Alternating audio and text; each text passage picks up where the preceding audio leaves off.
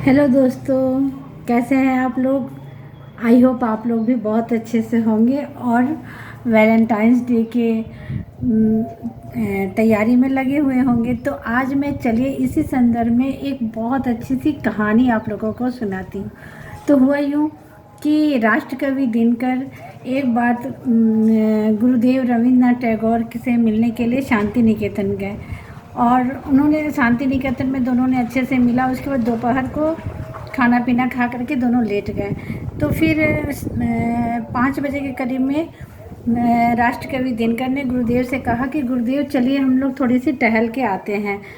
तो बोले कि अच्छा ठीक है, चलो चलते हैं, हम लोग टहल के आते हैं, थोड़ा शांति निकेतन में अंदर टहल लेते हैं।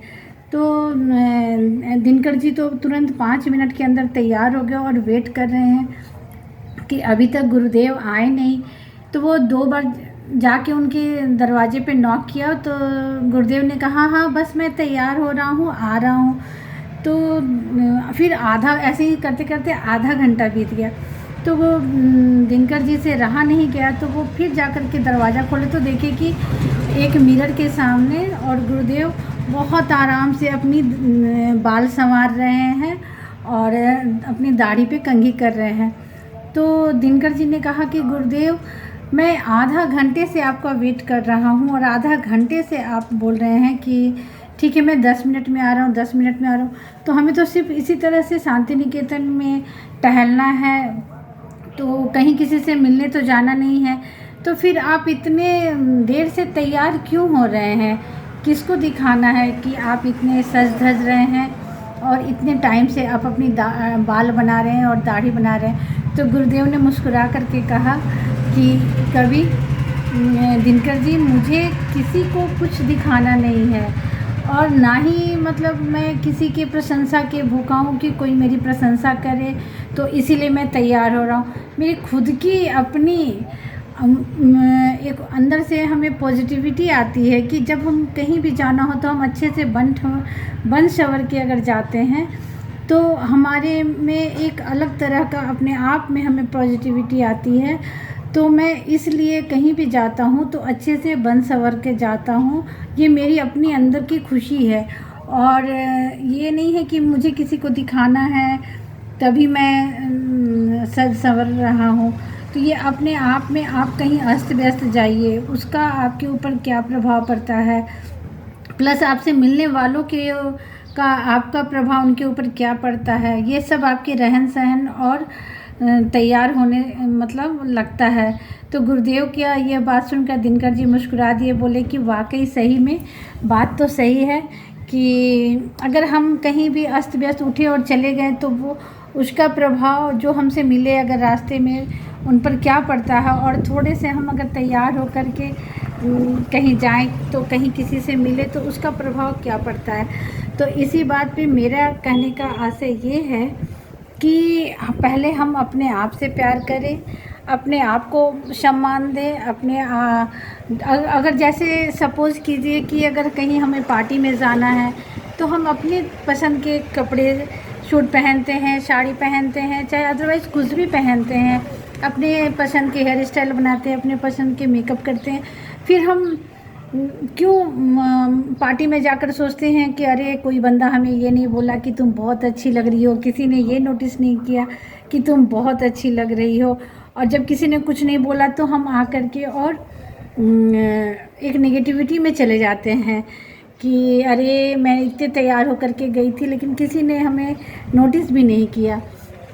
तो मेरा मानना ये है कि जैसे मैं भी पहले जब मेरे साथ ये दुर्घटना हुई थी, मेरे मतलब हस्बैंड के जाने के बाद मैं भी बहुत अस्त व्यस्त रहती थी। मतलब देखने वाला खुद ही मुझे देख करके और मुरझा जाता था। तब मेरे एक जो सबसे छोटी भाभी है, मैं आज उसका थैंक यू बोलना चाहती हूँ कि उसने मुझे जीना सिखाया। वो हमेशा मुझे बोलती थी कि दीदी आप ऐनक के सामने खड़ा होकर के और खुद को खुद से देखिए और कहिए कि आप कैसी लग रही हैं, आप पहले कैसी थी और कैसी लग रही हैं। और दुनिया कौन क्या बोलेगा क्या नहीं बोलेगा वो छोड़िए, आप खुद को खुद से प्यार कीजिए।